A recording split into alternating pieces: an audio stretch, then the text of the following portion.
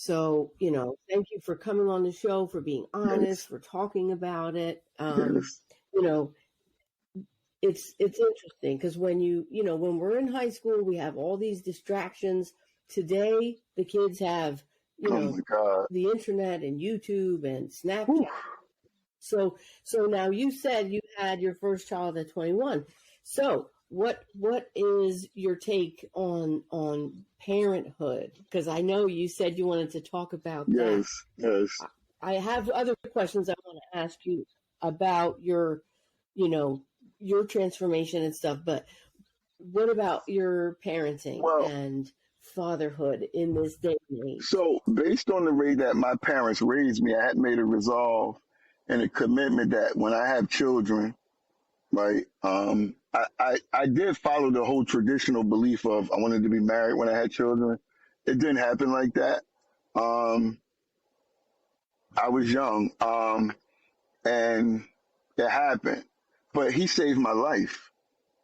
My first son saved my life because Mm, after high school, I had taken a turn for the worse.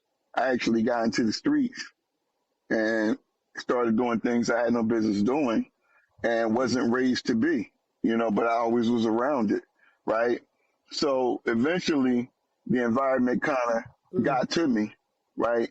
And I became this person that every time I think about him, I'm like, how did I even become that?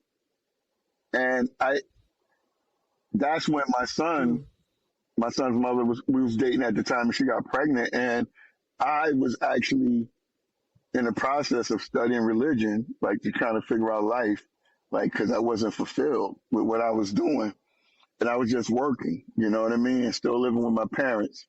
And I ended up becoming Muslim while she was pregnant with my son. And I committed to studying the religion and like learning to change my ways. And I left that life alone. I walked away from it. My friends that was still involved mm, in the streets, mm, I walked away from them and I disappeared. And I went and got myself together. mm. So my son was born. I always say he's my savior. He saved my life because my attitude was when I do something, I do it Mm, wholeheartedly. I don't do half.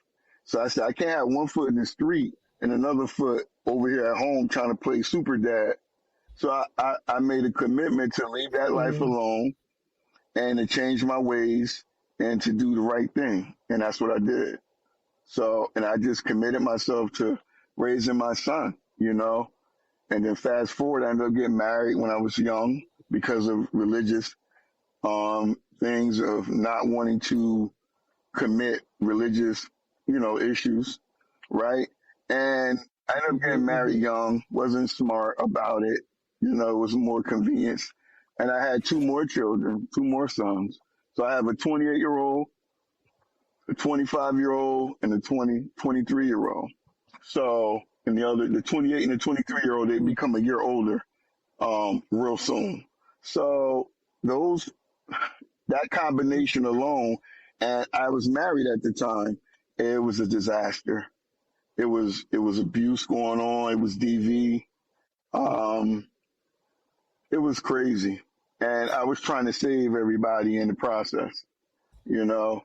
And I wasn't the mm, aggressor. Um, there was DV in my home growing up, so I was mm, always against that when we were kids. My parents fought.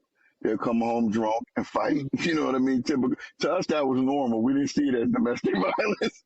It was like, oh, did you see mom hit him upside the head with that glass bottle? You know what I mean? So it was normal for us to see that. You know what I mean?